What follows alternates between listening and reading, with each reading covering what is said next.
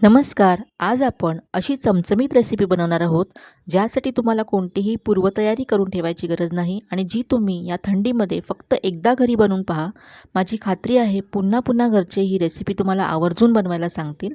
आणि याबरोबरच आपण राजस्थानची स्पेशल अशी लसूण चटणी बनवणार आहोत, जी कोणत्याही भजी, पकोडे, वड्यांची चव दुप्पट वाढवेल. चला तर अजिबात वेळ न घालवता लगेचच रेसिपी बनवायला सुरुवात करूया. इथे मी 1 कप मुगाची डाळ घेतले. तर सालासकट जी मुगाची डाळ असते ती इथे मी घेतले. तर या डाळीमुळे आपली रेसिपी जास्त टेस्टी आणि क्रिस्पी बनेल, म्हणून मी ही डाळ घेतले. तुम्ही जी आपण आमटीसाठी किंवा वरणासाठी डाळ वापरतो, पिवळी मुगाची डाळ, ती घेतली तरी इथे चालेल. आता आपण ही डाळ भिजत घालणार नाही आहोत, तर भिजत न घालताच झटपट या डाळीपासून आपण रेसिपी बनवणार आहोत. तर आपण भिजवणार नाही आहोत, पण ही डाळ आधी आपल्याला स्वच्छ धुवून घ्यायची आहे. म्हणजे त्याच्यातली जे काही त्याच्यामध्ये पावडर असेल किंवा काही डस्ट असेल तर ती निघून जाईल.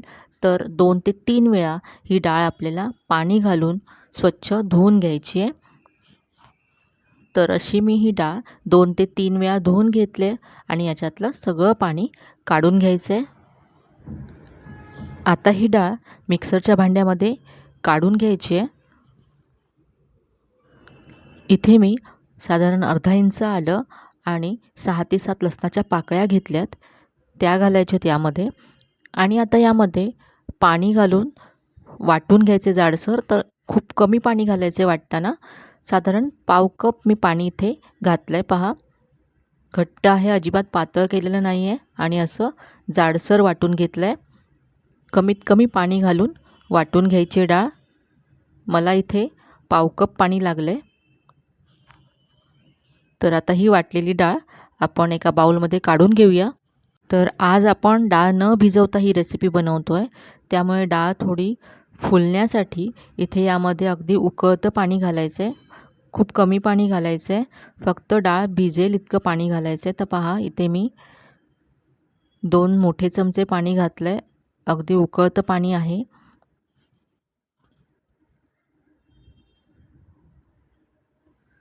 तर आज आपण कोणतीही पूर्वतयारी न करता झटपट ही रेसिपी बनवतो आहे. तुमच्याकडे वेळ असेल तर तुम्ही डाळ 3 ते 4 तास भिजत घालून नंतर त्यापासून ही रेसिपी बनवू शकता. तर इथे साधारण मी पाव कप पाणी घातलं. आधी 2 चमचे आणि पुन्हा 2 चमचे असं साधारण पाव कप इथे पाणी घातलं आहे. आणि पहा, जास्त पातळ करायचं नाही आहे, असे गोळे व्हायला हवे. तर आता हे आपण असंच बाजूला ठेवून देऊया, म्हणजे गरम पाण्यामध्ये डाळ छान फुलेल. तर झाकून हे बाजूला ठेवूया आणि यामध्ये घालण्यासाठी एक मस्त असा मसाला बनवून घेऊया. आता इथे गॅसवरती मी एक पॅन गरम करत ठेवला आहे. यामध्ये 1 चमचा धने, 1 चमचा बडीशेप, यानंतर अर्धा चमचा जिरं आणि अर्धा चमचा काळी मिरी घालायची आहे. या मसाल्यामुळे खूपच मस्त अशी टेस्ट येते आपल्या रेसिपीला. तर हे आता आपण भाजून घेऊया. भाजल्यामुळे त्याचा स्वाद खूप वाढतो आणि हे आपण जाडसर वाटून घेणार आहोत. त्यामुळे ते जेव्हा दाताखाली येतं धने, बडीशेप, तेव्हा खूप मस्त लागतं. तर हे पहा, मी मस्त याचा सुगंध सुटला आहे. तर आता गॅस बंद करूया आणि हे सगळं मिक्सरच्या भांड्यामध्ये काढून घेऊया. थंड झाल्यानंतर हे आपल्याला जाडसर असं वाटून घ्यायचं आहे. तर हे इथे पहा, मी हे जाडसर वाटून घेतलं आहे. बारीक करायचं नाही आहे, हे असंच जाडसर वाटायचं आहे. तर आता आपण जी आपण डाळ झाकून ठेवली होती ती पाहूया. तर 10 मिनटामध्ये ही डाळ पहा मस्त अशी सॉफ्ट झाले गरम पाण्यामुळे.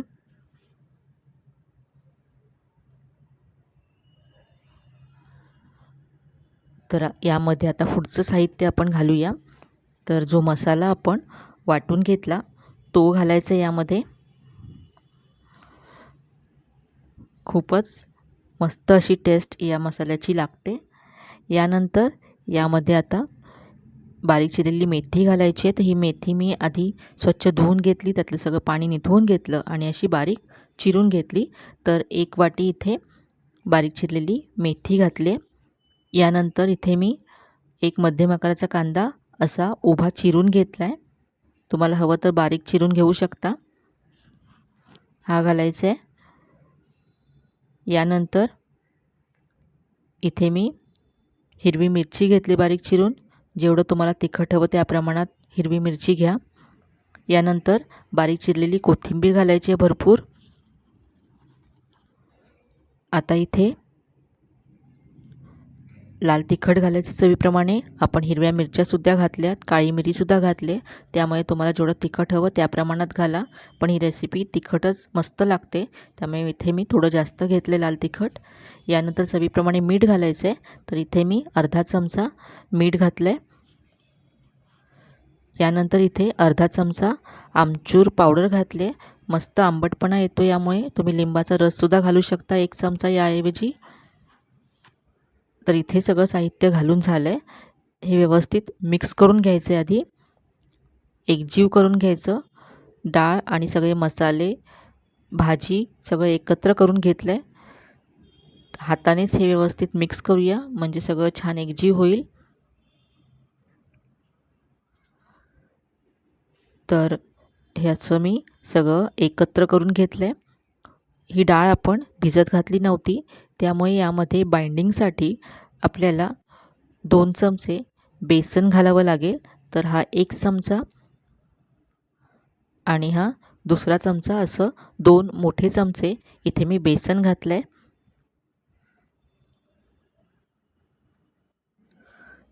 तर हे व्यवस्थित आता एकत्र करून घेऊया. यामध्ये अजिबात पाणी घालायचं नाही आहे. डाळ आपण धुवून घेतली होती, त्यामुळे त्यात थोडंसं पाणी आपण वाटतानासुद्धा घातलं होतं आणि नंतरसुद्धा आपण गरम पाणी घातलं. त्यामुळे आत्ता यामध्ये पाणी घालायची अजिबात गरज नाही आहे. आपण कांदा घातला आहे, त्यामुळे सुद्धा याला पाणी सुटतं. तर याचे पहा असे गोळे व्हायला हवे. जर होत नसतील तर तुम्ही आणखी 1 चमचा यामध्ये बेसन घालू शकता. तर हे पीठ असं तयार आहे.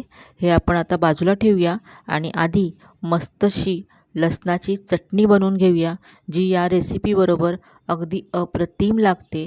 तुम्ही ही चटणी एकदा नक्की करून पहा. नेहमीच्या चटणीपेक्षा ही चटणी खूप वेगळी आणि छान लागते. तर आपण झटपट आधी ही चटणी बनवून घेऊया. तर या चटणीसाठी इथे पहा, मी 4 ते 5 लाल मिरच्या साधारण 15 ते 20 मिनटं भिजत ठेवल्या होत्या, म्हणजे त्या पटकन बारीक होतात. तर ह्या आपण मिक्सरच्या भांड्यामध्ये काढून घेऊया. त्याआधी त्यातल्या ज्या बिया असतात त्या काढून घ्यायच्यात. या मिरचीमुळे मस्त रंग येतो आपल्या चटणीला. तर इथे पहा, सगळ्या मिरच्यांच्या बिया मी काढून घेतल्यात आणि या मिरच्या मिक्सरच्या भांड्यामध्ये काढल्यात. आता यामध्ये अर्धी वाटी ओलं खोबरं घालायचं आहे किसलेलं. तुम्ही सुकं खोबरंसुद्धा घालू शकता. सुकं खोबरं घातलं तर तुम्हाला पाणी जास्त घालावं लागेल. यानंतर यामध्ये लसूण घालायचं आहे. लसणाची चटणी आहे, त्यामुळे थोडासा जास्त लसूण इथे घातला आहे. साधारण 10 ते 12 पाकळ्या लसूण घातला. यानंतर अर्धा चमचा आमचूर पावडर घातली. मस्त आंबटपणा येईल. तुम्ही चिंच घालू शकता किंवा लिंबाचा रससुद्धा घालू शकता आमचूर पावडरच्या ऐवजी. यानंतर चवीप्रमाणे मीठ घालायचं आहे आणि आता पाणी घालून ही चटणी वाटून घ्यायची आहे. तर इथे पहा, ही चटणी मी वाटून घेतली. तुम्ही पाहू शकता किती मस्त रंग आला या चटणीला. चटणी बाउलमध्ये काढून घेतले. तर कोणत्याही भजी, पकोडे, वडे याबरोबर ही चटणी अगदी मस्त लागते. कधीही तुम्ही ही चटणी करू शकता. तर ही चटणी आता बाजूला ठेवूया आणि पकोडे बनवायला सुरुवात करूया. तर जे आपण पीठ तयार करून ठेवलं होतं, तर त्याचे आता आपल्याला छोटे छोटे असे बॉल तयार करून घ्यायचे आहेत.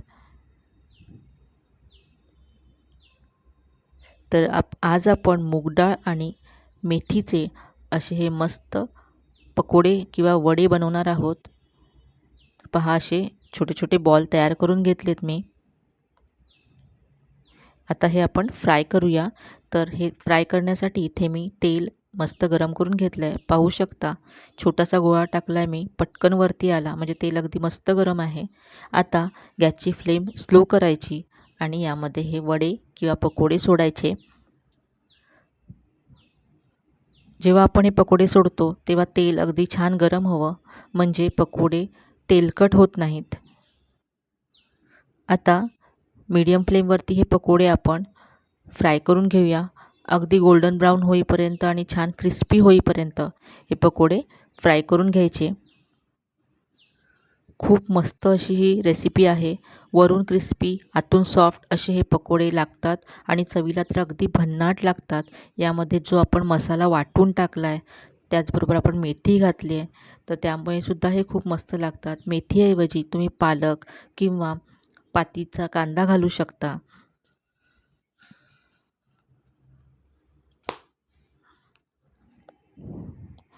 तर पहा किती मस्त गोल्डन ब्राऊन रंग आला या पकोड्यांना. तर आपण काढून घेऊया आणि असेच उरलेले पकोडेसुद्धा फ्राय करून घेऊया.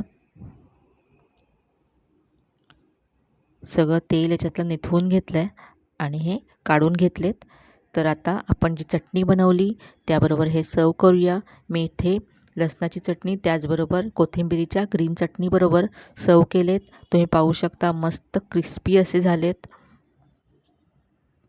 मुलं तर अगदी 2 मिनिटात फस्त करतील आणि या थंडीच्या दिवसामध्ये असं चटपटीत खायची आपल्याला नेहमीच इच्छा होते.